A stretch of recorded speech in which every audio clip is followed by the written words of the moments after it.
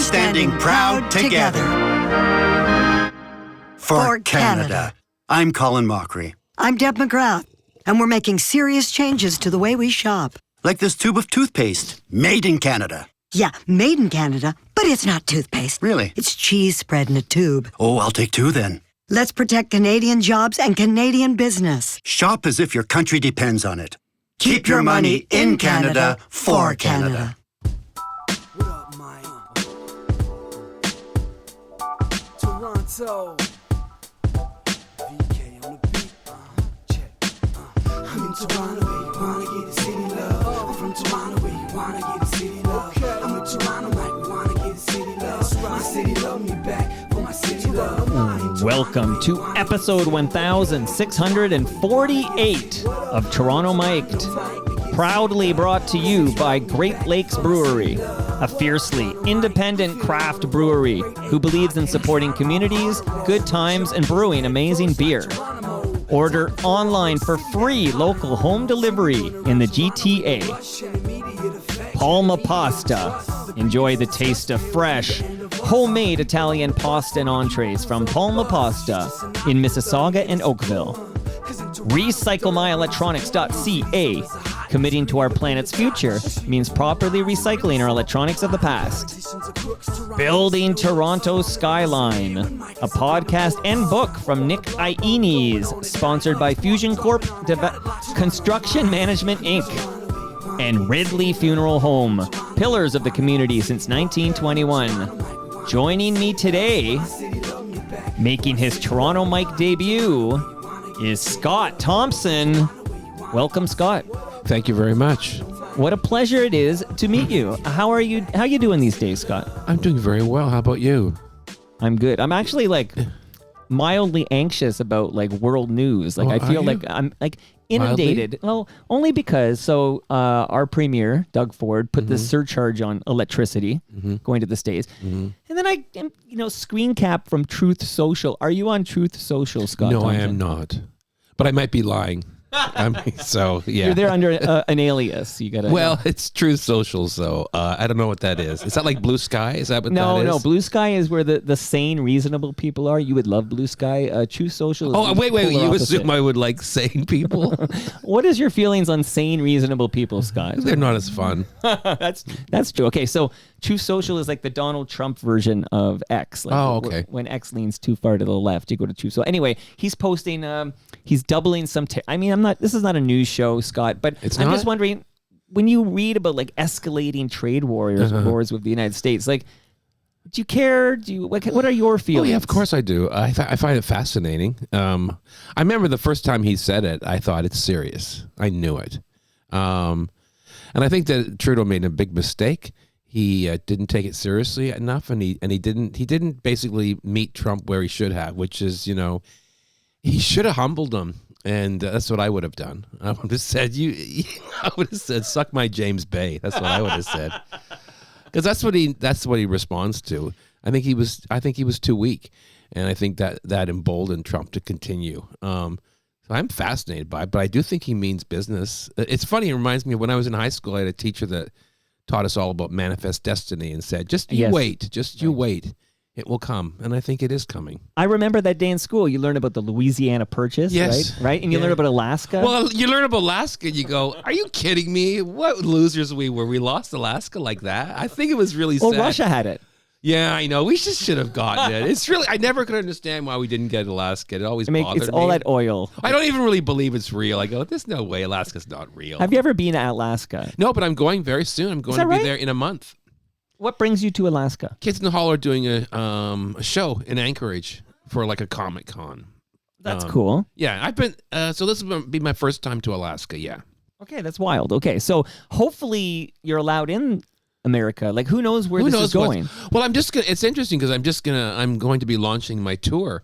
In 3 weeks, it'll be a big tour. It's mostly in the States. Just you? Yeah. Okay. Well, it's a Buddy Cole tour. It's one of my characters. It's called The Last Glory Hole.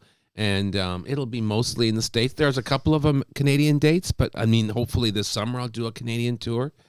But we'll see. It's interesting. I'm really thrilled by it because I find I thrive in those kind of times. But what happens though? I'm a war comic, is what I'm saying. Well, we need you at a time like this, Scott. But what about, now again, maybe I'm being paranoid here, but I think you are. Well, I don't even know you, but I think you are. Hear me out here. Okay, so the electricity surcharge, not a tariff, because he's not the prime minister. What's the difference? A tariff is a federal thing. Right. Like when you're premier of Ontario, you can't put tariffs on things. Like that's a federal. So he calls it a surcharge because that's something he can actually do. Okay. Right. So, like, let's say at some point Trump, I feel like Trump is itching to make a call to the military as commander-in-chief of the world's largest military. Like, he's looking for a reason to justify some sort of military invasion. Do you really think that? Well, I'm starting to feel like maybe, and I'm happy Doug, I didn't vote for Doug, but I'm glad he's pushing hard with this stuff. But I just wonder, are we giving him a reason to call the military? And what does the military do if they get a call from the commander-in-chief to invade Canada? Like, what happens then? Tell me now if you think I'm out to lunch. They'll do it. So you don't care? I mean, I think you don't care, but you're not worried about this. Are you kidding me? I care deeply. I'm fascinated by it, and I don't want it to happen, but I have this terrible feeling something like that might happen. I think he's trying to cripple the country economically. I think that's his goal. I don't think he's a warmonger at all. I think his first 4-year term, and people forget, that was the first time in my life that the Americans did not initiate any wars. And that's something I've kept. I go, you know what? You can say a lot of bad things about him, but there's some things that I agreed with. And then this happened. And so it's kind of like, I just don't know what to think now. But I mean, the thing is, Cold Wars, quite often, they can easily slide into hot wars. And you know what I mean? Because people make mistakes, and no one could, once you unleash that kind of a beast, you unearth those kinds of feelings. You're not in control any longer, and it will have what it has. What it has. You know what I mean? Whatever that thing is, it will be what it is supposed to be, and you can't stop it. When Buddy Cole is in the United States on this tour, he's on war footing. So is he going to talk about this? Oh yes, and I have, and also because I have my I have an opener that'll be traveling with me, Lou Perez, and he's an American, Hispanic American. So he's like, his family are from originally like South America. So we're gonna pretend that he's Mexican because it'll be more funnier, right? But I'm gonna be shooting stuff along the way, and I absolutely will. I have a monologue of buddies that I might unearth for an encore, which is Buddy basically coming out as a Canadian. Okay, do you mind if I play a bit of this? Sure. I love Buddy Cole. Yeah. I am curious, and maybe after I play this, how much I play is up to you. I'm comfortable to play a lot of this, but I don't know if you'll be itching to chime in. I don't your care. mic's open. But then I do hope, and again, we're going to cover a lot of ground. We're just getting started here. But you asked how I'm doing, and you got a mouthful because you asked how I'm doing. That was your fault. Was that my mistake? Yeah. Never ask me how I'm doing because I'll answer it. I know people who, they go, how are you? I'm fine. They could have the worst day of their life. Their marriage is falling apart. I know their dog just died. Yeah. They're foreclosed the mortgage or whatever. I'm fine. I'm actually not that way. You ask me how I'm doing, I'm going to tell you how I'm doing. Okay. So be careful. Okay. But here is some Buddy Cole coming out as Canadian. Listen.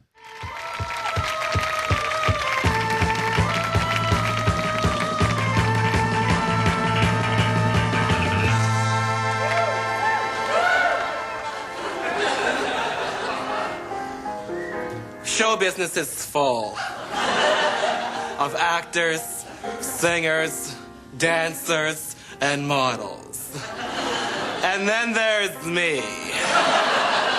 Actor, singer, dancer, model, Canadian.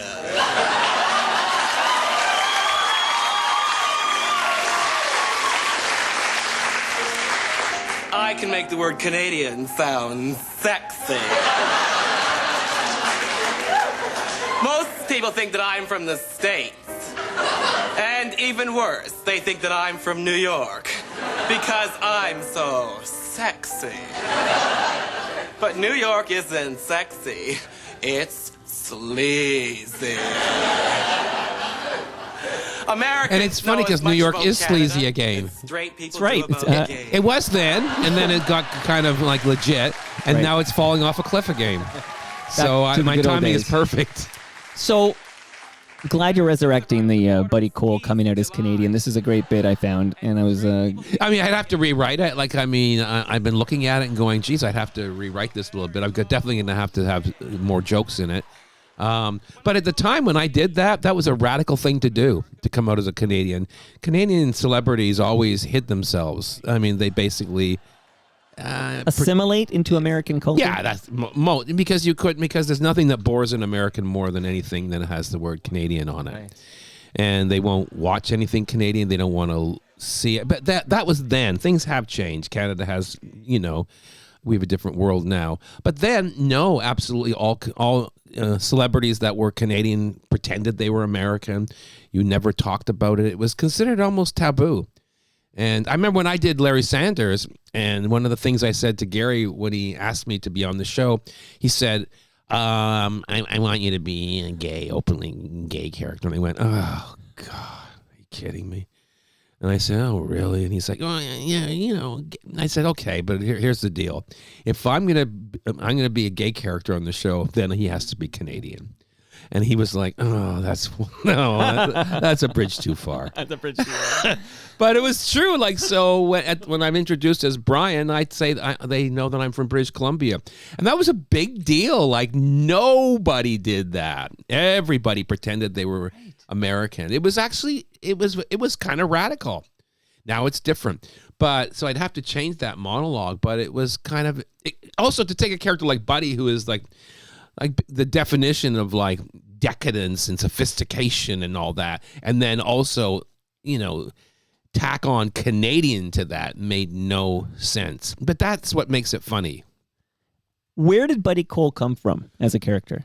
Oh, Buddy Cole is so many things. I mean, he's my alter ego. He's kind of like the effeminate gay man that I tried to kill, which I can't. And he's inspired by a guy that I fell in love with many years ago, who was effeminate and but also had a lot of energy, like male energy. I don't know how to explain it, but he was like an alpha queen.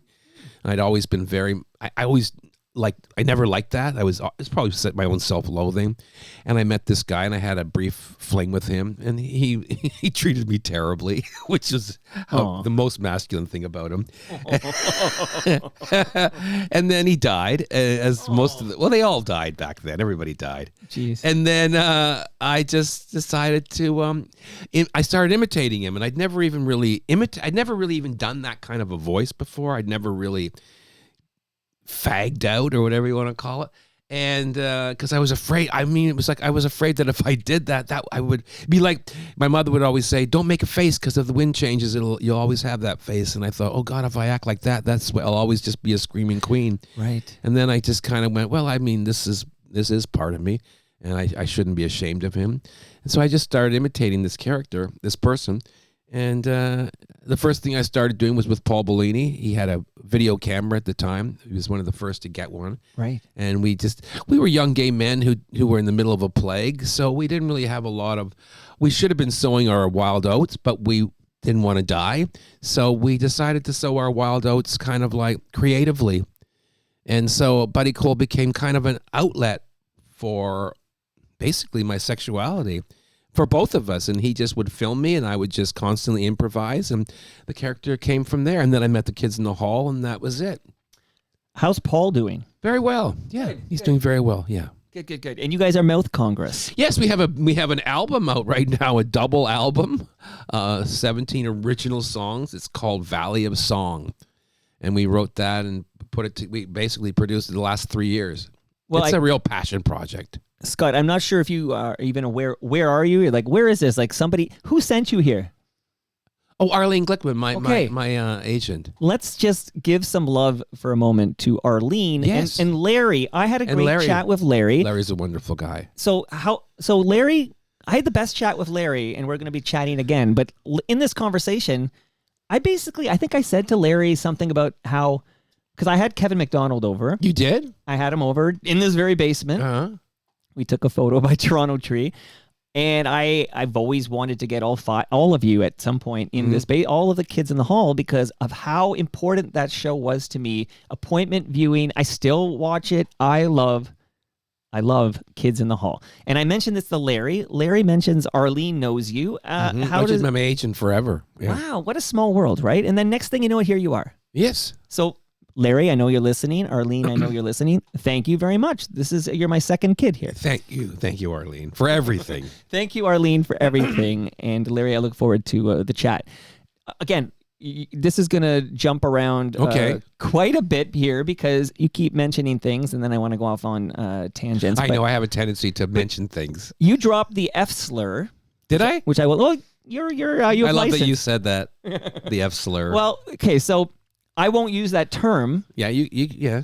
But because I don't have I feel I don't have license. This is like on Seinfeld when Watley converted to Judaism for the jokes, right? Like, so yeah, I won't use the term. I don't care about that stuff. So you don't. I'm curious. Like, we have a couple of. I'm thinking of what is it? The Dire Straits song "Money for Nothing" has the F slur in it. Does it? Yeah, it's got the F slur in it. So can I play a clip? I'm gonna play a clip. You gonna play fag? That piece? No, but that's a great piece. I'm going to play something else because I produced a show for years for Ralph. It was a podcast for Ralph Ben-Mergy. Oh, yeah. We have a double date coming up. Ralph and his wife and me and my wife are going to go out for Italian food, okay? It's going to be very fun. But Ralph, of course, hosted a Friday night show, and I'm just going to play a clip from that here. Okay. Because it all ties together here. Don, this is a big thrill for me. I'm glad he could get dressed up for the occasion. Well, he's on location. He's shooting. Yeah, I heard you were doing a big show, and we were working, so I thought I want to come and wish you the best. Thank you. To see Don here. Don Cherry. Do you prefer the Donald or just Don? Well, I like Donald. Okay, sit down. And I heard you were talking earlier about violence in hockey. Yeah. And I have to say that I am in your camp, sir. I love the violence in hockey. Well, when you start talking love, I'm in trouble. I'll tell you that. I'll tell you something. I really enjoy the violence. We were having the same, and I think the reason the level of belligerence in the NHL is being brought down is the Europeans. The faggy Europeans. And we're having the exact same problem. We are having the exact same... Well, you should know. I do, Don. Listen to this.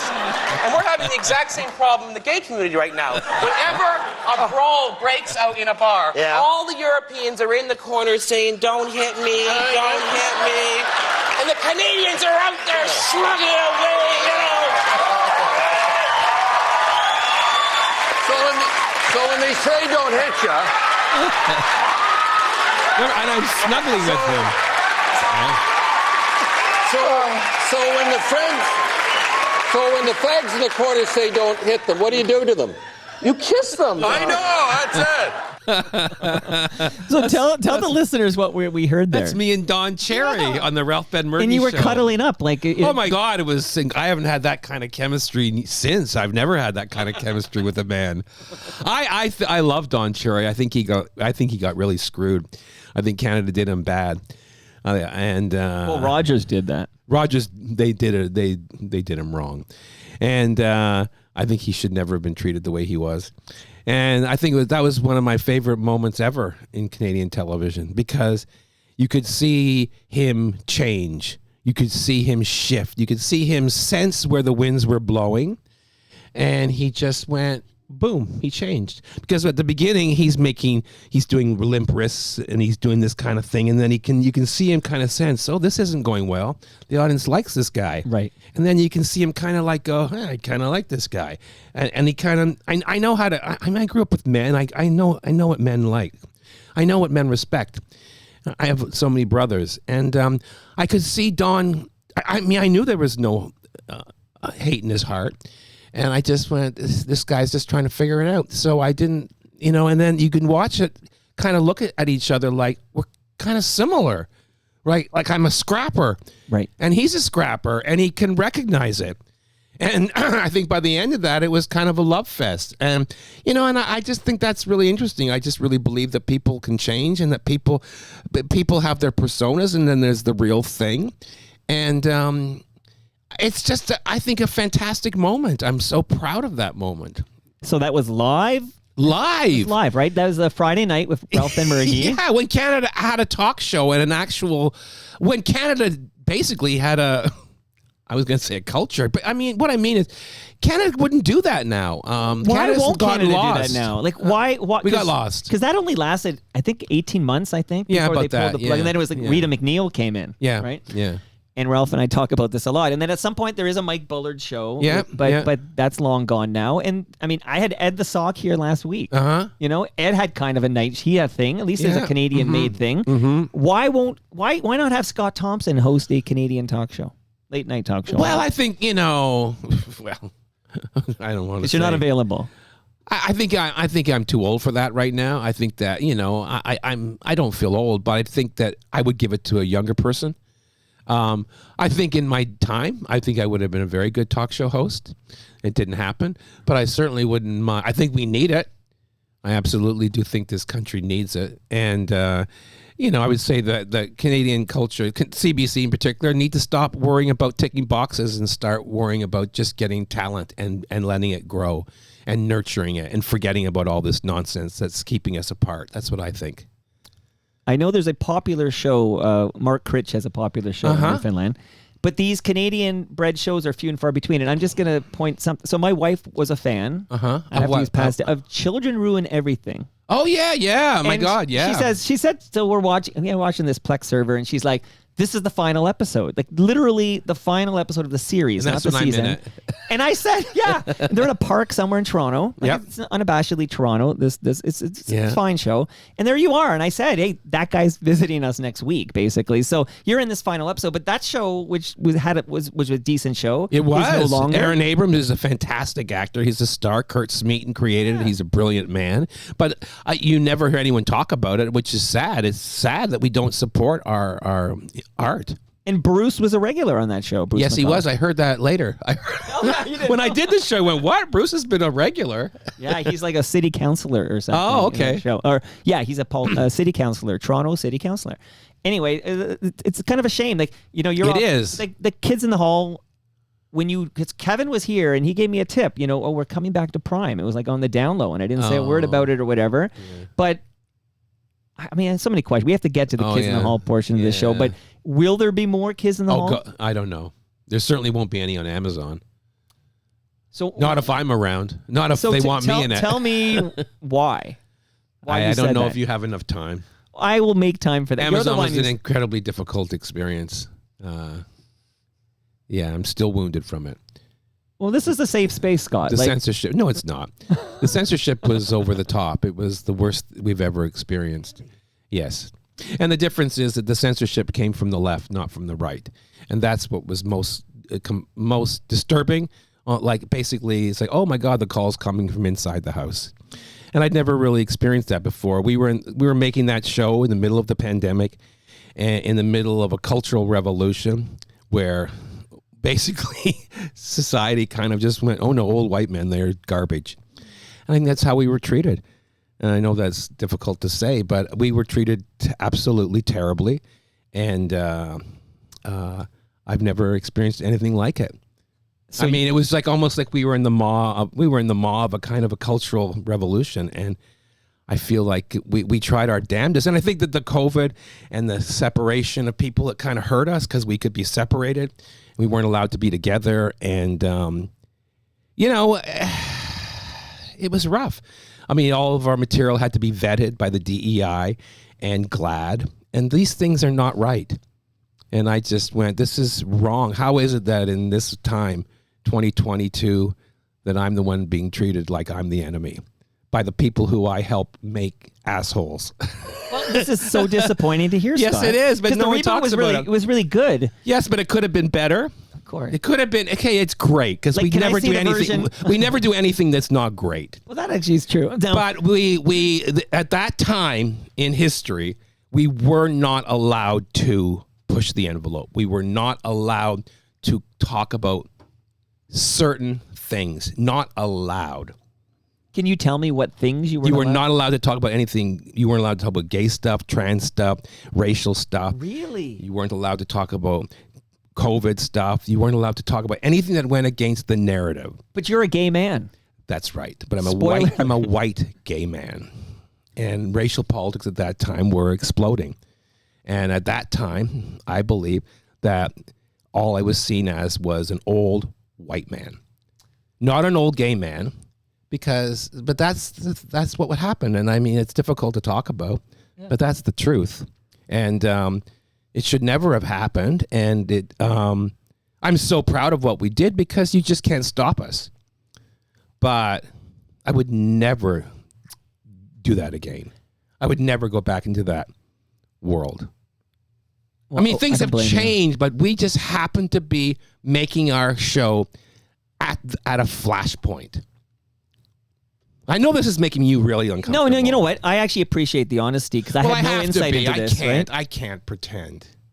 I'm just never good at that. Well, that's why you're the perfect guest, and that's why, according to Arlene, you're going to be here every week. Is that right? Can I make the announcement until you're on tour? But Buddy Cole? like I mean, for example, you love Buddy Cole, but I was not allowed to do Buddy Cole monologues. Wow. I submitted 7, and they were all rejected. I shot one called Mutilated, which was about circumcision, and then they wouldn't allow it to go because it touched on something you weren't allowed to talk to. You weren't allowed to talk about religion. Let me just say that. You couldn't talk about anything about Muslims or Jews. And that's what circumcision has to talk about. And I do this section where I talk about how Muslims and Jews both circumcise their infant boys, and that's why there's always war in the Middle East. Because they're always angry because their first memory is of a beloved religious figure attacking their genitals with a knife at brunch. Oh, it's funny. And they wouldn't allow it. Oh, so I did shoot it. So that kind of, in many ways, kind of broke my heart that, oh my God, and I'm suddenly, the people that I helped, basically just helped, are now coming for me because I'm not woke enough. And that was heartbreaking. And Buddy Cole was just, And that I couldn't do. That's why these shows are happening. That's why I'm doing The Last Glory Hole. That's why I did King. Because I went, you can't stop me on stage. Like live, you can't stop me. Right. You can try, but I knew that the time that legacy media was frozen, there was like I feel like there was like an ice jam. And the Kids in the Hall happened to be making our show at that moment when there was like an ice jam. And I knew eventually that ice would be freed, but we had to do our best to make the best comedy we could at this point in time. So I remember Kids in the Hall when I would watch it on CBC was extremely edgy. Like the running, I don't want to say the F slur. I don't say it, running faggot. The running faggot. Look, here's the thing. Okay, for example, you have no problem calling me queer, but I never signed off on queer. Queer to me is just as But I wouldn't call ugly. you queer. I would you call probably you could. You might gay. even call yourself queer. I mean, queer means, queer could be, you could be in a throuple and you could call yourself queer. Right. So no one asked me or any of my generation whether we were okay with it. So if I want to say fag, I will. And in I mean, clip, my God, I just watched a South Park episode, an old one, where they said that fag means like a biker who rides their Harley loud. So that's all I'm saying. If you go tune into Eddie Murphy's Delirious, oh my God, it's every third word. It's every third word. Yeah. Yes. Yeah. So and in that clip live on CBC Friday night with Ralph Ben-Murgy that you were on with Don Cherry, that fantastic clip, he drops the F word. Like he mimics you and drops the F word. Yes. I was shocked to hear Don Cherry. I said, oh, he can't say that, but you're saying he can say that. It was different. Yeah, yes, he can. Anybody can. You have to take the consequences, but you can. There's no law against it. Look at. Excuse me, this kind of tiptoeing around these things means that the Kids in the Hall now, anytime that word is said, they're censored, which means that you're attacking my material. So how in the world is that helping people like me when you're silencing me? You're right. And that they would never do that to a black comedian if he wanted to use the N-word. So I demand the exact same treatment. Makes sense, doesn't it? Yeah, makes complete sense. Stop it! I mean, seriously, stop the censorship of the Kids in the Hall. But so Amazon was doing that. But why not? Lord, yeah. Why not? And then we'll see what happens with this next federal election, because if the Conservative Party wins, I know Pierre Poilievre has pledged to defund the CBC. This is like one of his promises. Right. Well, I would rather he reform the CBC because, let's be honest, they need to be reformed. It is a mess. Because here I am sitting, just a guy in his basement, Scott. Just a guy talking to Scott Thompson. You're not on CBC, are you? No, I'm not. No, of course.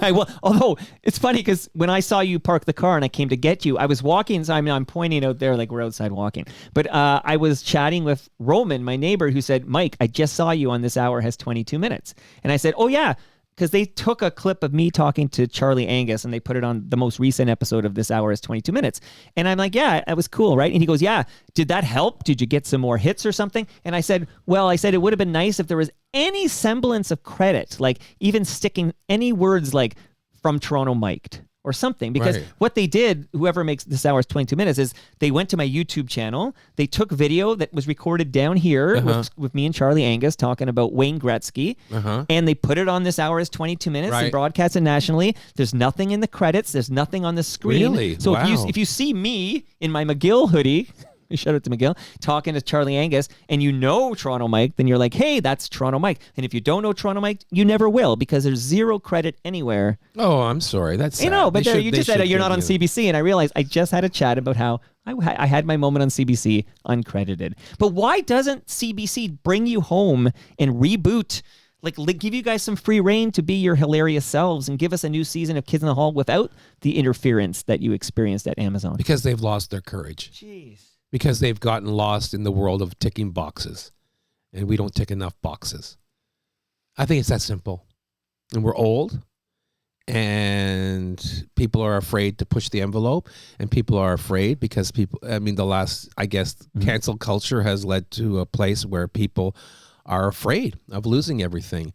And I guess the Kids in the Hall came about in a time, our first kick of the can, when things were kind of breaking apart. And that's where I think we are right now, because right now I think we're in a wonderful place.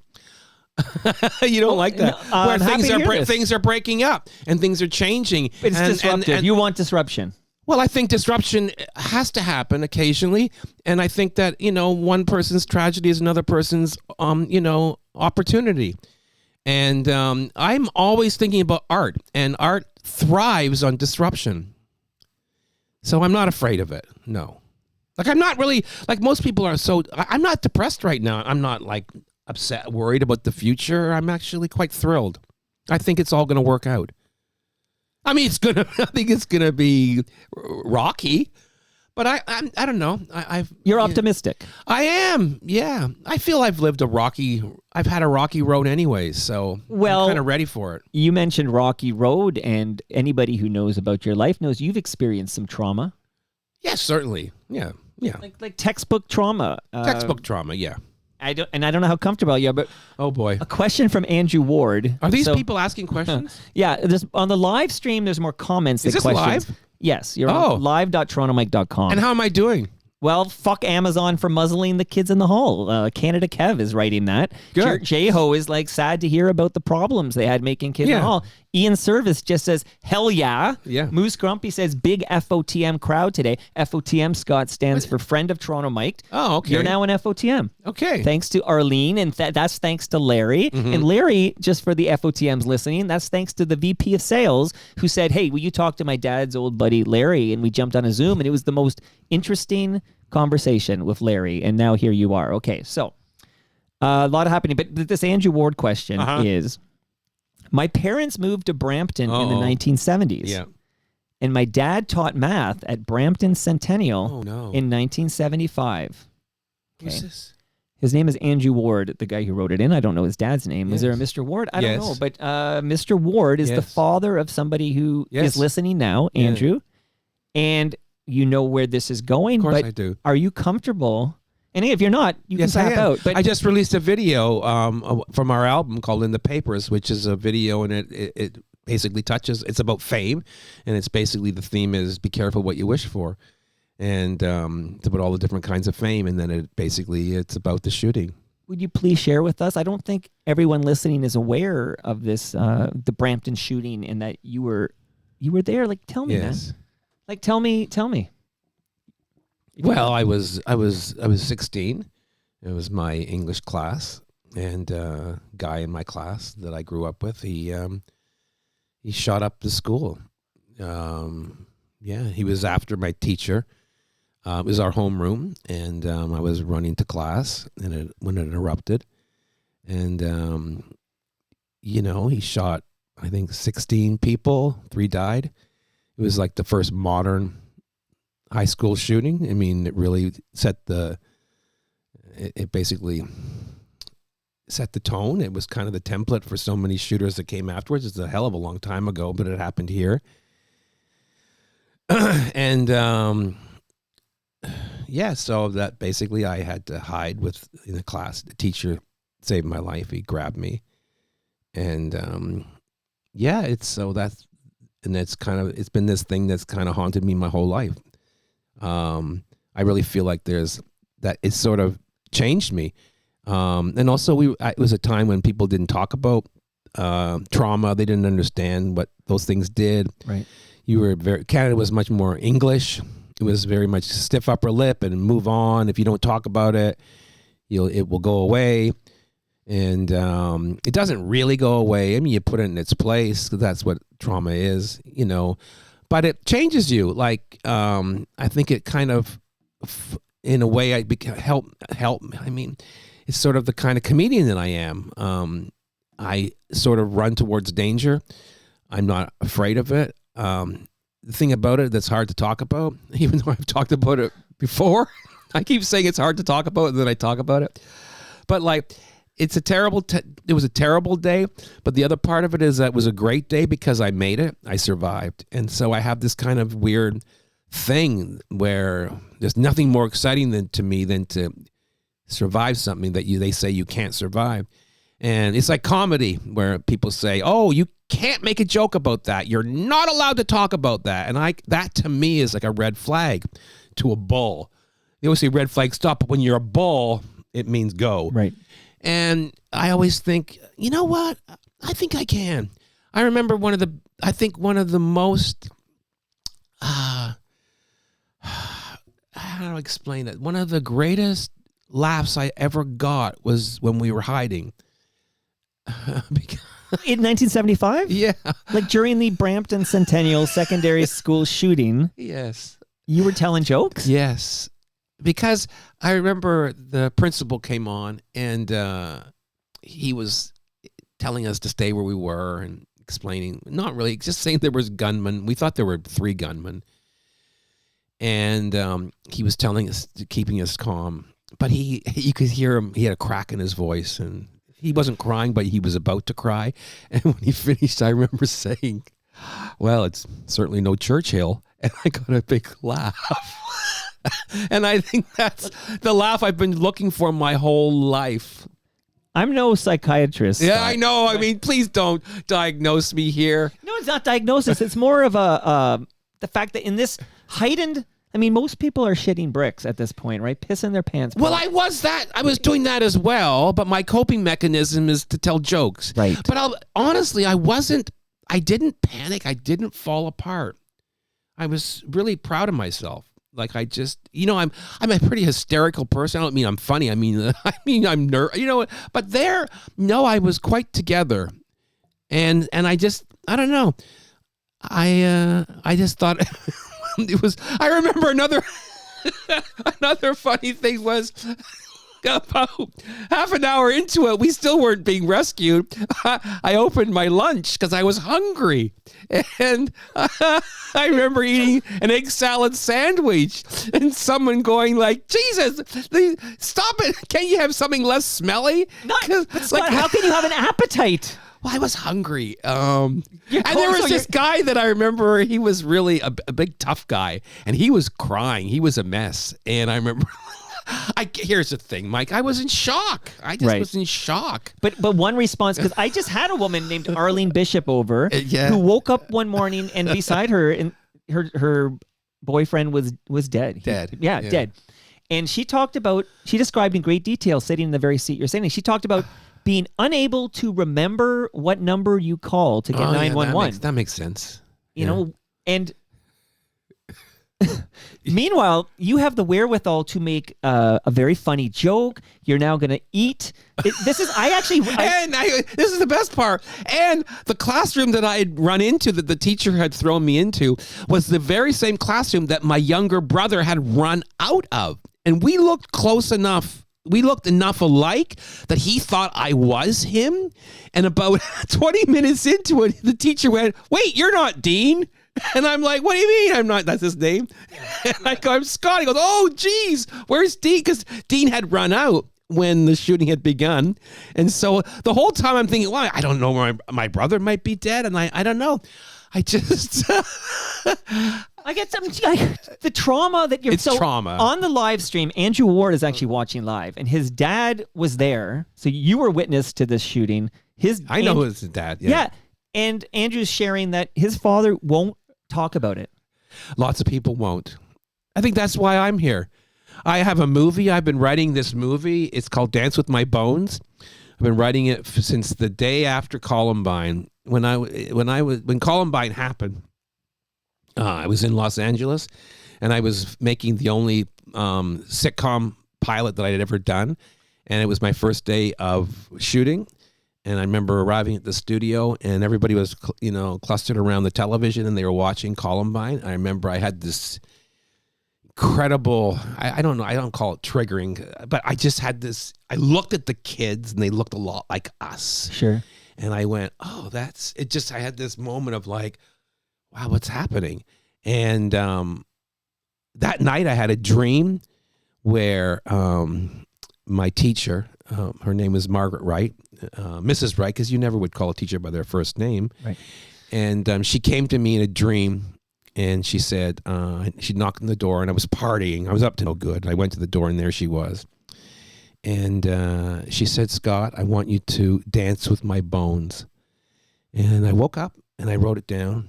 And the next morning when I woke up and looked at that, I went, oh, and she wants me to write something to show her that what happened didn't happen for naught. Like to let her know that what happened that day, it wasn't, how do I explain that there was some good that came out of it, and to show her that I had become a writer, because she was my English teacher and she had encouraged me to write. She was the first person in my life, first teacher that had seen that I had talent, and I was always in trouble, and she would always, I have a lot of detentions, and then whenever I'd have a detention, she'd make me write a poem. And if she liked the poem, she'd let me out early. So he killed her. And then, so that's a big deal when, and so I basically, that next day, I just started writing. I had no idea what I was going to write, but I just knew that I would eventually write a film or a novel about, inspired by this day, that would show her that I had done well. And I've been writing it ever since. That's over 25 years. And now it is finally starting to move. And I have some producers that are really interested in making this film. And it looks like it's going to happen. It must be very cathartic for you. Incredible. It's been like, ever since that day, I went, when I first started writing, I don't know how to write a screenplay. I don't even know how I'm going to do it. But I've just been writing and writing and writing, and just changing it and figuring it out, and trying to figure out every day, what she was telling me. Because at one point, about halfway into it, about 12 years into writing it, I realized that I had not been dancing with her bones. I'd just been showing her bones. And I realized that what I had written was a memoir. And people were kind of, I don't know how to explain it. They read it and go, well, it's wonderful, but we can't make this. And it scared people. And also I realized that it was too inside baseball, that I had to open it up, and I had to invent things and dance with her bones. And that was a big revelation to me. Oh, I don't have to be a slave to the truth. All I have to be a slave to is the story and the spirit, essentially. The spirit. Right. And so that kind of helped me go, okay, I don't have to be exact. I can create something that's that came from it. My inspiration were like the Stand By Me and movies like that. And that's what's happened. And now people are really liking it. And I think it's going to happen. My goal is to direct it. That's what I want to do. I can't wait to see it, firstly. But what day in 75 did this terrible shooting occur? Like Wednesday, May 28th, 11:38 a.m. Okay, because are you aware we're about to have the 50th anniversary of this school shooting? Like it's going to be... Yes, I am. Like that's as round... I mean, I just turned 50, so this number is the roundest number you get. Well, really. that's why it's going to happen. Right. Because it needed that. It needed 50 years of seasoning. Do you know what I mean? Yeah, I get marinated. I can see that. And now you're ready. Yeah, like even the screenplay that I'd written before that I thought was going to get made, I'm glad it didn't get made because it wasn't ready. Right. I hadn't lived enough. Like I hadn't. For example, like there's people in the script that I didn't understand the way I do now. And particularly like the father character. I mean, before I was much more like, I didn't have a great relationship with my father, and there was part of the screenplay, kind of like he wasn't as fully fleshed out as he is now because my father's gone now, and I made up with him, and the last 5 years of his life were very difficult. But I really got to love him, and not just love him, like him. And that was hugely important. And so he became a much more fleshed out character. And the other main thing is the killer. I could not really, I had to invent, I'm not going to say his name, and I knew him, but what I've been searching for so much of my life is why. So I had to take this story and I had to give it a why. So I had to eventually go, okay, I'm going to explain why I think it happened. It doesn't mean that that's what really happened, but I'm going to invent something. I'm going to take all the things that we thought about as kids and all the things we talked about, and I'm just going to go for it. Because I got so caught up with worrying about, oh my God, I want people to, their memories to be, honored and all the rest of it. But then I realized it's a story, and the only thing I want people to do is kids to come away from it. I want people to be incredibly entertained and moved and all of those things. But I want them to know that there is a life after trauma, and it does not have to stop you in your tracks at all.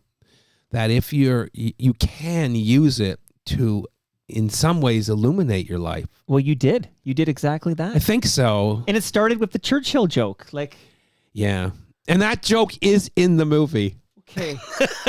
It's a lot to process in real time, but I do very much appreciate the fact that not only are you willing to talk about this, but with such honesty. And I can only imagine, because when I was, Scott Thompson, your first thoughts are Kids in the Hall with Buddy Cole, all the great Kids in the Hall skits. And then you think Larry Sanders Show, another show I loved. Yeah. And then you realize that where does this funny come from? This edgy humor come from? It was born that day in 1975, possibly. Yeah, that's definitely hugely important.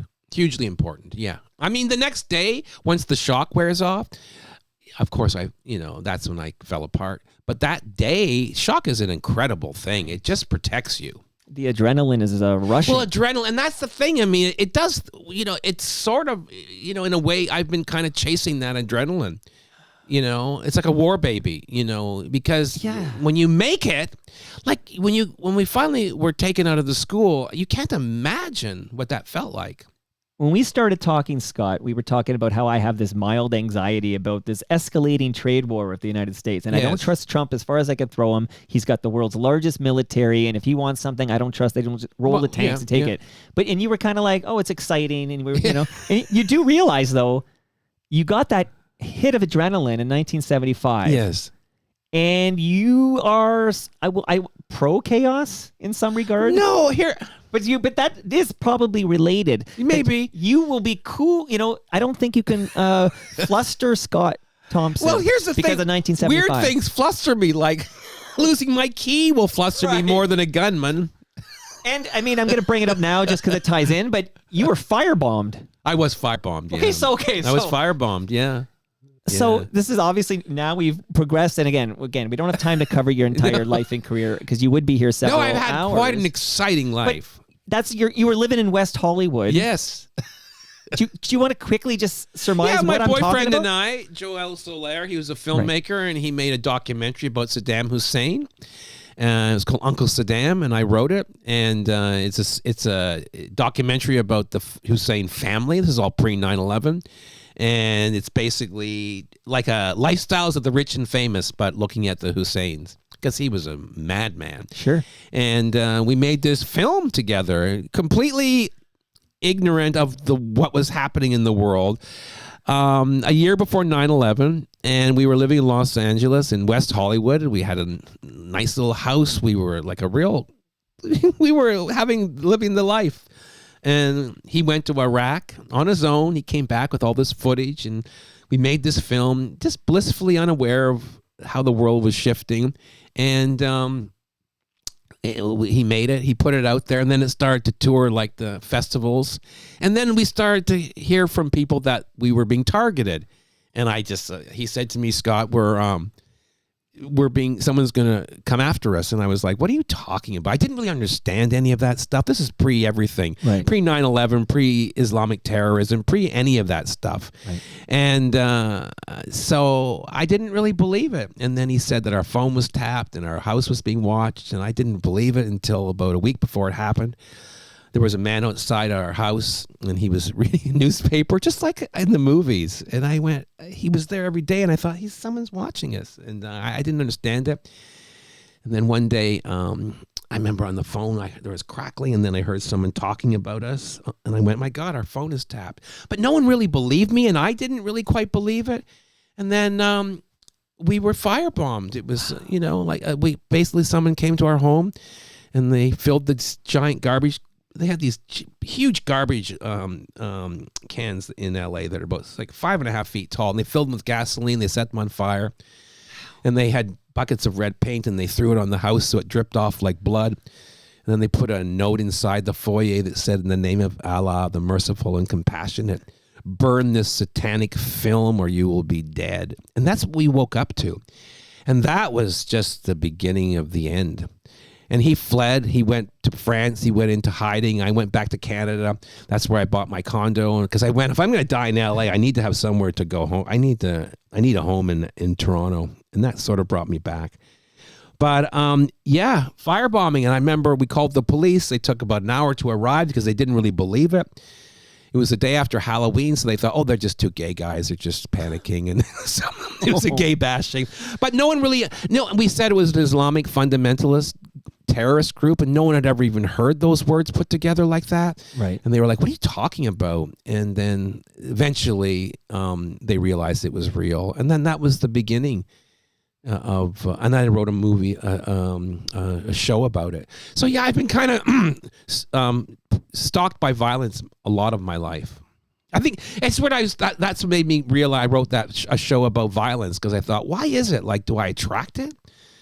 Why? Well, no, because in both circumstances you were sort of wrong place, wrong time. Basically, I'm like a zealot kind of character. Yeah. I don't know what it is, and I just keep surviving. I would argue that you're not just surviving, but you're thriving. Well, I am. I feel great. I do feel great. You look great. Geez, you survived cancer. I survived cancer. That alone is a trauma for absolutely. Yes. Many a person. And you knew that these guys were business because the note wrote, in the name of Allah, the merciful and compassionate, burn the satanic film or you will be dead. But now the best part is, dead was, dead was underlined in case we didn't take it seriously enough. That's when you know they're serious, because they underlined dead. Okay, we're going to take a breath here because I have a couple of questions about. I won't trust me. How about your people watching? Are they going? I got so many tabs open here. No, please. They're calling it real talk. Hashtag real talk. Okay. No, and nice notes too about how well you're doing. Scott's doing awesome. So people are thoroughly enjoying this conversation and your openness. So I'm going to reward you now before I get a little Kids in the Hall origin story here, but sure. I'm going to reward you by, and I have no idea, Scott, You're going to tell me now you don't drink beer. I'm going to ask you now. Do you drink beer? Yes, I do. Okay. Oh, I'm going to say no? No, I want you to say yes. I drink beer, yeah. Okay. I have fresh craft beer from Great Lakes Brewery for you. This is delicious. It's brewed right here in Southern Etobicoke. That's as local as it's going to get. So you're going to take some beer home with you, Scott. Thank you. Thank you very much. Do you like Italian food? All these tough Oh, I questions, love right? Italian food. Who doesn't? Well, I don't want to know the people who don't like Italian Can you food. imagine not liking Italian food? Seriously. Okay. Hook it to my veins. The good people at Palma Pasta. So they're not in Brampton where you're from. They're in Mississauga and Oakville, close enough. But palmapasta.com. They sent over, it's in my freezer right now, a large lasagna for you, Scott Thompson. Oh, really? So this is an empty box, but it's yeah. in my freezer. Okay, thank you. You'll leave with a lasagna. Oh, wonderful. And hopefully you'll never need their services, but if when you do inevitably need them, they're here for you. Ridley Funeral Home, they sent over a measuring tape for you, Scott. Oh, no, I don't intend to die. Well, I don't think you are going to die, to be quite honest with you. I wouldn't take that bet. Okay. 2 pieces of advice, and then I'm going to get my oldest and I got a haircut together. Like, we bought a father and son deal from Andy from your neighborhood barbershop, and we did this yesterday. And I bring in up my oldest son, not to brag, I have an oldest son. How many kids do you have? 4. Nice. And the oldest goes to York. Oh, So, okay. That's where we're going to pick it up. But I want to Okay. tell you, Scott Thompson, about recyclemyelectronics.ca. Okay. Because if you have old cables, old I do. electronics, Oh, don't yeah. throw it in the garbage, Scott. No? Because the chemicals end up in our landfill. Uh-oh. Go to recyclemyelectronics.ca, put in your postal code. They'll tell you where to drop it off to be properly recycled. And last but not least, all right, shout out to Nick Iones, who stepped up to fuel the real talk. He's got a great podcast called Building Toronto's Skyline. The most recent episode is about One Young, which will be the tallest skyscraper in the country. 105 stories. I don't know, what, 500 and... I got the note somewhere, 530 meters. It's going to be like the penthouse, which is $30 million. I'm not selling these condos. I'm not a real estate guy. But if you have an extra $30 million and you want that penthouse, you'll be at the same level as the CN Tower observation deck at 1 Yonge Street. Who'd want to live like that? Good question. I can't imagine the elevator ride. That would be awful. But we do talk to Pinnacle International about it on the most recent episode of Building Toronto Skyline from Nick Iones. So thank you, Nick. Okay, so I mentioned York University because you were kicked out of York. I was, yeah. And again, we talked about how you're okay with disruption. Well, I have Is to that be. because you were so disruptive at York? Yeah, I've been disruptive most of my life. I was thrown out for discipline, behavioral issues. And but I guess you were disruptive. I shouldn't Scott? laugh. You were disruptive. Yeah, I well, was. You laughed when there was a shooter killing your friends. Well, I didn't. So you can laugh at this. I didn't laugh. I made people laugh. You made people laugh, Yeah. right? Which is amazing, by the way. That story is amazing. But so you're kicked out of York for being disruptive. But I'm curious, maybe, and I know you can't go in great detail, and shout out to Paul Myers. Okay, Paul Myers is back in the calendar. He's going to be in this basement. Oh, okay. Because he wrote a book about John Candy. Yeah. Did you ever meet John Candy? No, I did not. I remember I was at Just for Laughs, and he was rehearsing. He was hosting, and I was also there. And I remember being in the audience watching him rehearse, but I didn't have the courage to introduce myself at the time. So he's one of the only ones from SCTV that I did not meet. Well, there's a book coming out about John from Paul Myers, who wrote the definitive book on Kids in the Hall, big part of the documentary on Prime, which all Kids in the Hall fans have seen. Although, fuck Prime, fuck Amazon. Well, here's the thing. Amazon, right? I wrote this joke about it recently. I go, look, when 5 white men go up the Amazon, not all of them are coming back.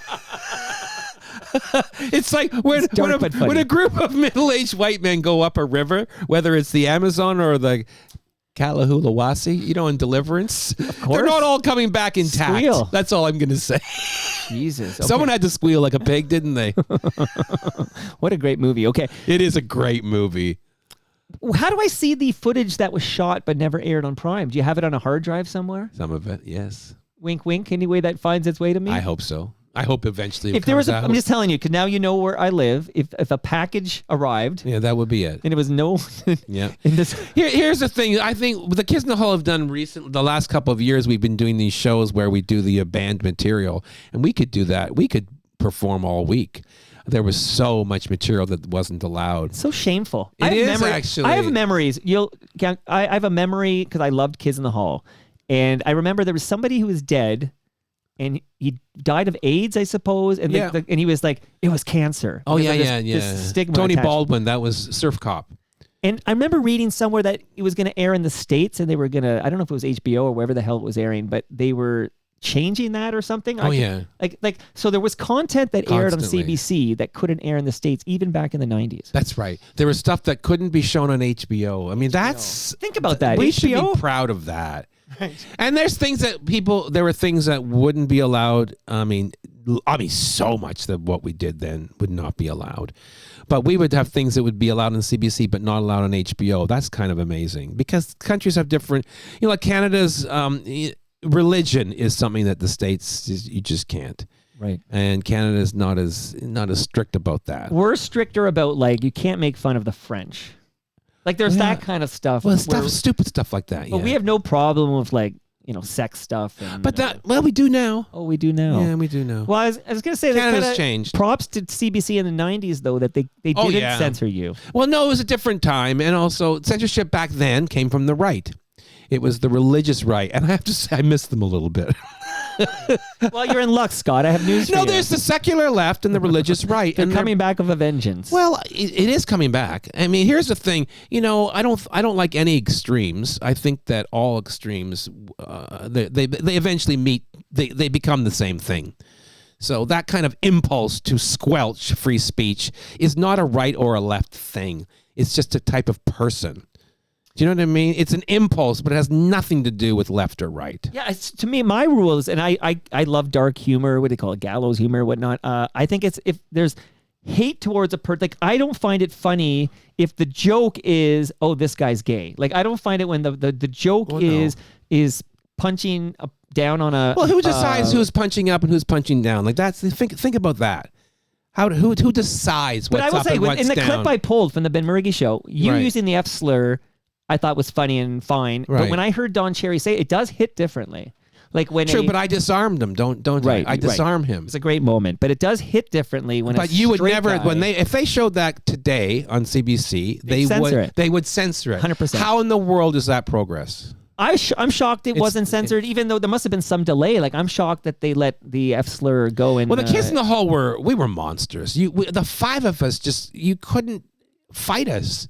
I mean, one of us you could, but five, no. Right. Well, tell me now how you end up in Kids in the Hall. I know you've been asked this probably a million times. Oh, yes, I have. But and again, that's why I brought up Paul Myers. I'm like, why did I bring up Paul? Yeah, if you want the story, there's a doc, and not that we want you to watch Prime. Go steal it. How's that? Steal it? Pirate Bay? What did they used to say? Steal this book. Steal this book. Yeah. Right? Maybe you'll have a Plex server, a Canada Kev or something. But I know it starts with Mark McKinney, right? How do you end up in Kids in the Hall?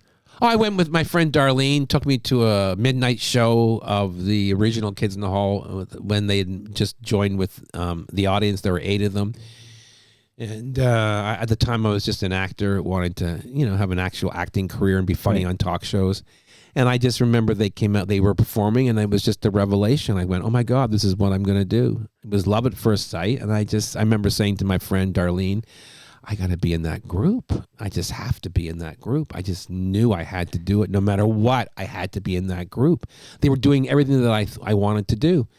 And so I noticed that, I don't know, I don't know why I did this, but I noticed that under the seat there was donuts taped. So and there was almost no one in the theater. It was almost completely empty. And I went, oh my God, there's donuts taped everywhere. They probably need it for a bit. So I don't know what. I was thinking, I didn't think, oh, I'll ruin the bit. I just took a donut and I started putting it into, breaking it up and whipping it at them on stage. I just wanted to be noticed. And they were like, who's doing that? And it was like, it's me. Like I was proud. And then afterwards, I remember Bruce coming up to me and going, are you the asshole who was throwing donuts on us? And I went, yeah. And he was like, well, why? I go, I don't know. And I go, you ruined our bit. I went, I know, but, you recovered. I knew you would. And that was it. And I think they couldn't forget it. And Mark was the one that was most charmed by it. And so he eventually asked me to do a guest spot with them. And then when I did that guest spot, I knew that I wasn't leaving. So I arrived with a bag of wigs and dresses because I've got to make myself useful. Right. And that was it. Like I don't think they knew. I had no intentions of going anywhere. And then I just made myself, I don't know. I made myself indispensable. You were last kid in. Yep. And no more joiners. No more joiners. I swallowed the key. You called it. Yeah. I was just no way anyone was getting back in. No. I knew it. I had to throw away the key. But who are the Love Cats? Oh, that was a team that I did with Darlene Harrison and Karen Ballard and Tim Sims. We were basically an improv team. And we were wild. We didn't really follow any of the rules. We said no all the time. But we right, it's yes and or whatever. No, yes. we were yes. No, we were no and. And we would wear costumes and we would dress up. So we were a little notorious. It's funny, this episode opened, I have these pro bono PSAs about buying Canadian. And this gentleman, Mike Okamore, I hope I say his name right, Okamore, he's been sending these to me. And I played one by Ron James. And yeah, I saw those. Yeah, I heard so those. I've been playing these, and I got one sent to me today, and I played it off the top. No one asked me Deborah to do any McGrath. of them. Well, you know what? Call them mockery. So one of them is Larry McInnes, who's an FOTM. He's been on.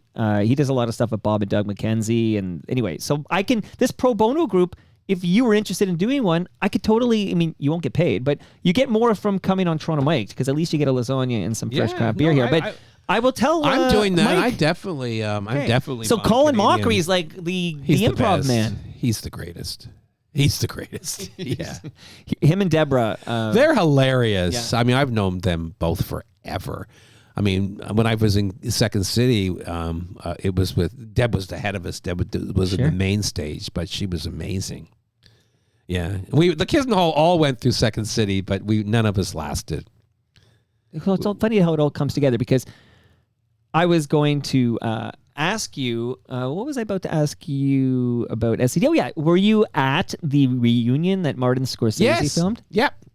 Yeah. So now, because I know Colin and Deborah were there. Yeah, and I performed at it.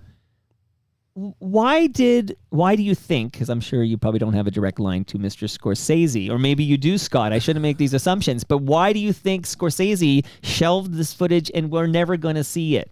Like, wasn't that supposed to be an SCTV? Yes. You had Rick Moranis there, for goodness I sake. don't know what happened. Jeez. And was it good? Because Oh, God, yeah. So it was good. Yeah. Because I was not there. I don't know. I mean, I'm hoping that eventually does come out. Look, it's been a long time. And now you've got Joe Flaherty's gone. Shout out to Ridley Funeral Home. We lost Joe. So the longer this thing sits on the shelf, the less likely it is we ever see this. Yeah, I would love that. I mean, yeah, Joe's gone and John's gone. John was Candy was gone well before long the time reunion, ago. obviously. Yeah. But yeah, I think it was the anniversary of his passing maybe this last week, actually. Oh, really? It's been 30 years. Yeah, that's a long time. Jeez. Yeah, gosh. a long time. Larger than life. Okay. Well, anyway, so you don't have any insight into that except No, I had don't. Dave Thomas on the show. What did he say? He says he doesn't think we're going to see it. He says That's too bad. something happened. Something no one has the specifics, but something happened. Something happened. Yeah, like maybe it was tied to some. Maybe here's my just my speculation. Like maybe the reunion was tied to an airing of old SCTV, and there was some licensing thing somewhere. Maybe I don't know what that they weren't going to do that anymore. So no dominoes were falling to make this Scorsese. And then Scorsese's the type of guy, apparently, who moves on to other projects. And then he's always working on something. I think he did The Irishman next, which, takes 4 hours to watch. I can't imagine how long it takes to make it. And he's several projects deep now, and he's not getting any younger. And I don't think we're ever going to see footage of this SCTV reunion that you were at. Oh, that's sad. I know. This is sad. Okay. But I don't feel sorry for them. They've had a great run. But it would be nice to see. I would like to see that. I mean, yeah, I would like to see that. And if you talk to any Canadian comedy fan, the two shows that are going to be cited most often as our excellence in comedy are going to be SCTV, the TV show, and Kids in the Hall. So you're part of that lineage. Yeah, I will tell you right now. Yeah. SCTV was definitely my biggest influence. Yeah. Absolutely. Okay. Quick question from the live stream, which is unrelated to anything we're talking about. Oh, okay. So they're not. But they're listening. They're listening and they're loving it. Do you have any maybe an opinion on the fact that Buffy St. Marie? Oh, this is a good one. So Buffy St. Marie, for those who didn't watch the CBC doc, there's overwhelming evidence that she was born an Italian American, raised in America. I think it's not overwhelming evidence. Well, let's hear what you true. think then. It's true. Right, which is the same thing, kind of, right? Yeah. Overwhelming evidence that it is true. That so when she is adopted into an indigenous community, she's already in her 20s. Yeah. But she presents herself for decades, and I watched her on Sesame Street back in the 70s, okay? She presents herself for decades as a proud Indigenous woman, and she won many an award, was celebrated for being a spokesperson for her Indigenous community, but she's an Italian American. Yeah. What are your thoughts, Scott Thompson? Well, I feel sorry for her because she's an old lady. And she's obviously a very talented person and has contributed a lot to culture, but she was a race grifter, and I think part of the problem is that to me it points up the emptiness of that kind of thinking.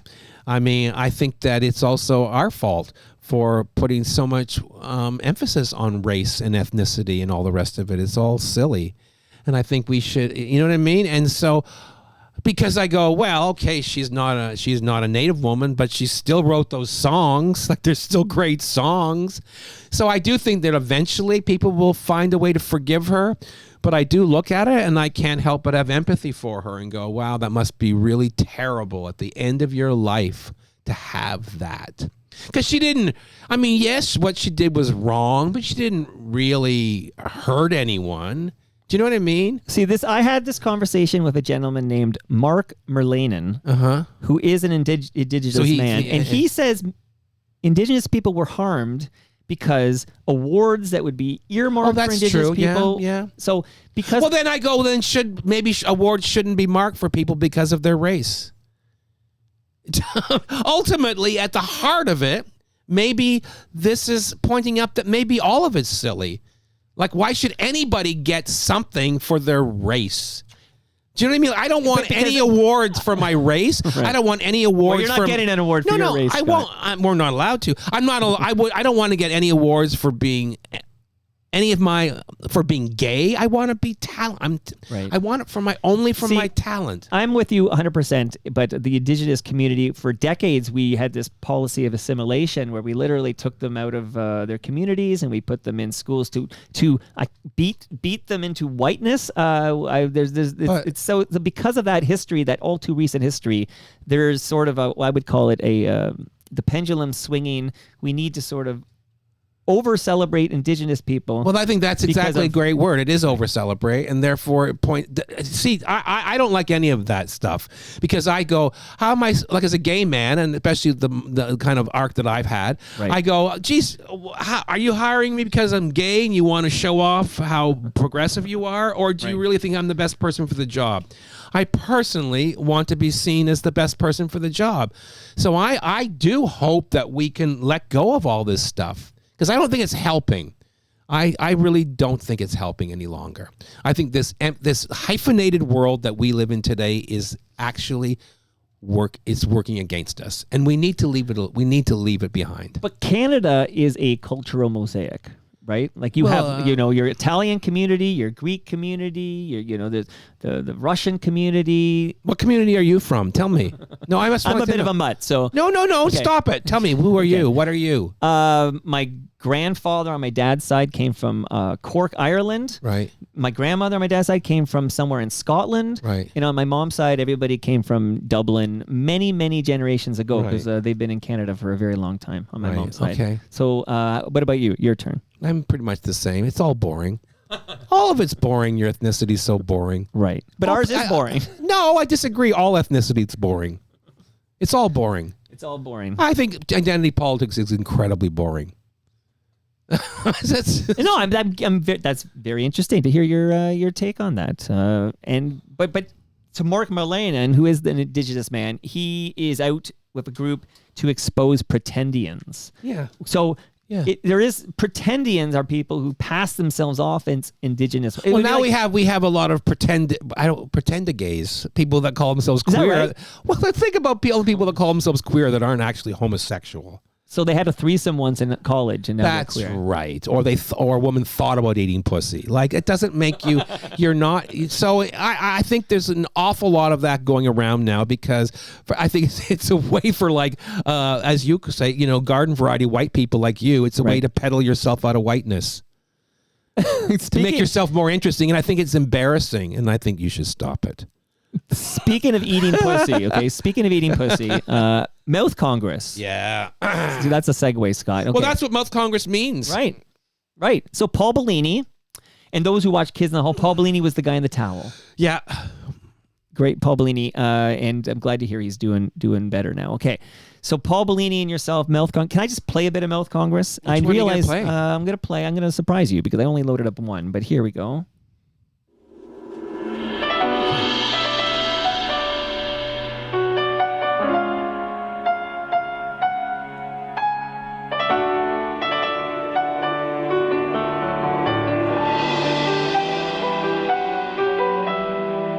Gather round and hear our tale of the girl on the mountain and the boy from the vale. She milks her goats, which he churns into cheese. Every opportunity she's down on her knees. Living in harmony, living in peace. Mountain goats provide them with milk and with fleece.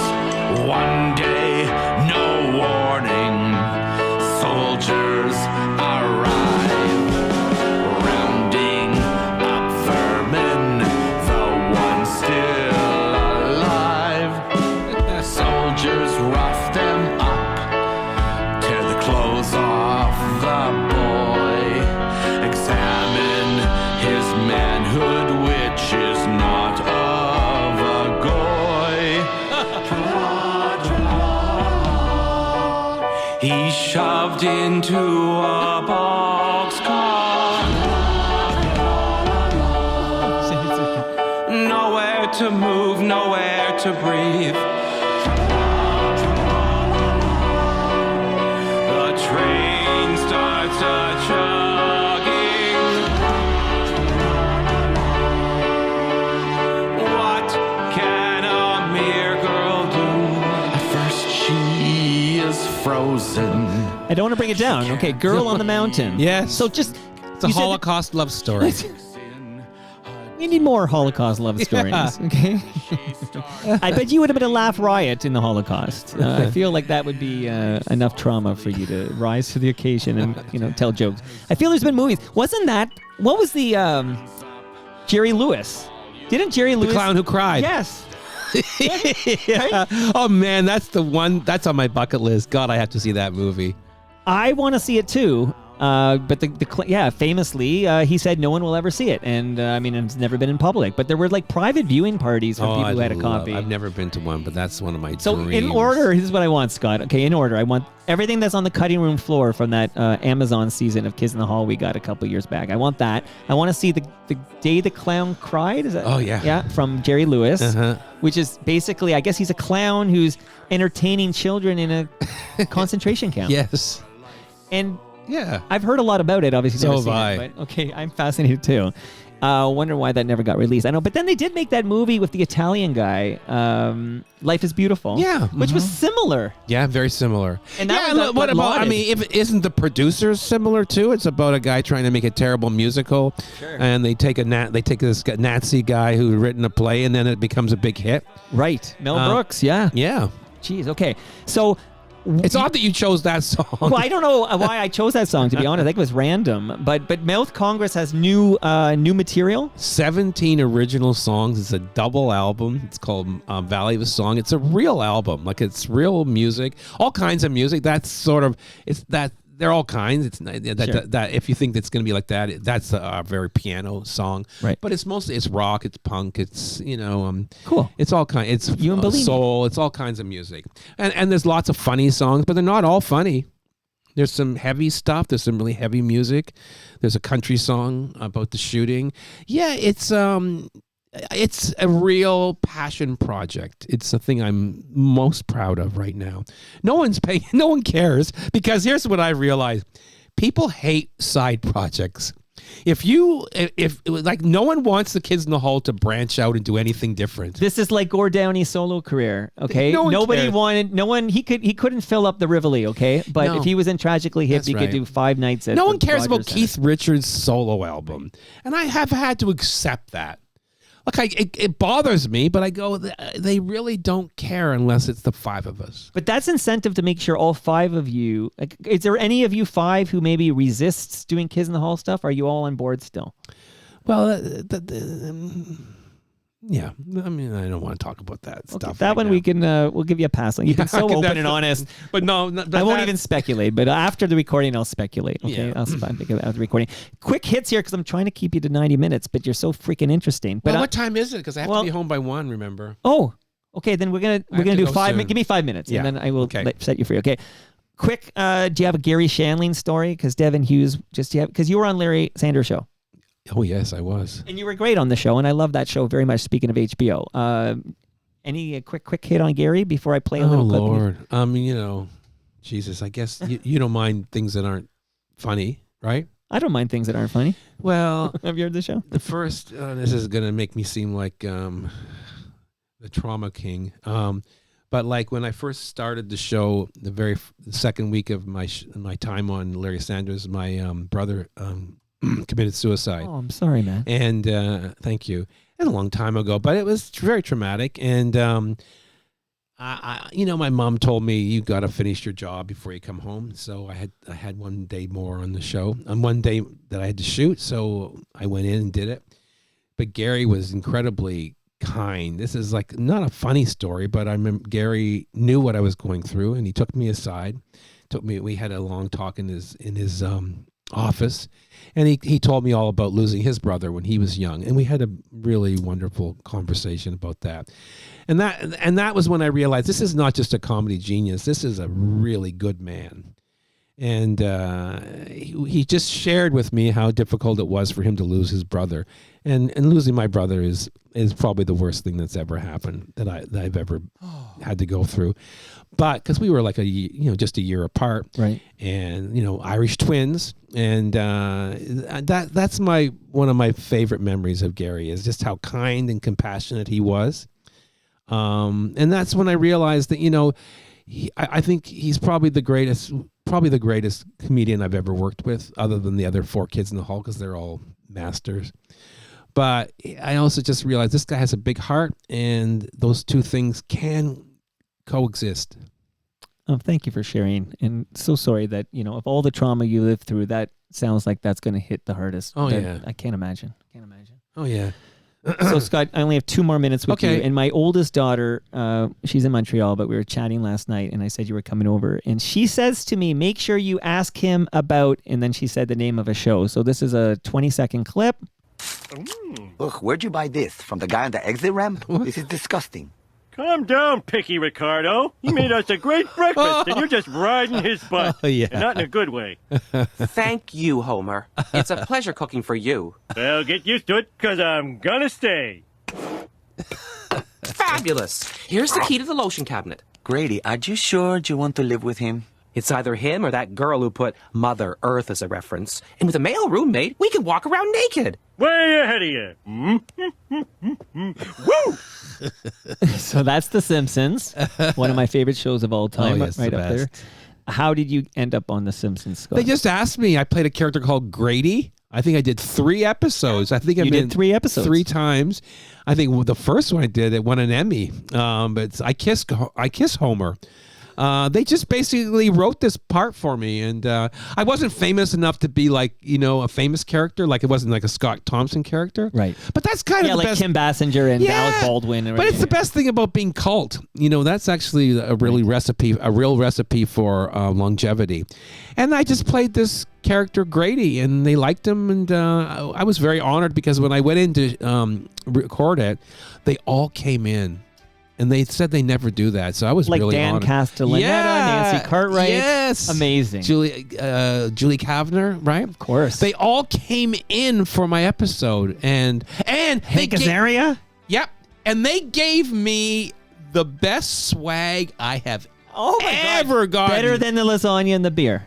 Nothing is good as that. But I still have a bag that I use. It's like a suit bag that I continue to use. It has Homer. It says on the outside, it's got a big decal that says like Homer Security, and I love it. It's been the best gifts. They give you such good gifts. Is Grady coming back to The Simpsons anytime? I don't know. I hope so. I'd love to do another Simpsons 3 times. That's pretty cool. It's very cool. And Scott, this was very cool. I really appreciate this. Thanks for dropping by. And hopefully this isn't the last time, because I realize I have a cutting room floor with a whole episode of stuff I wasn't able to get to. But thanks so much for your time today. Thank you.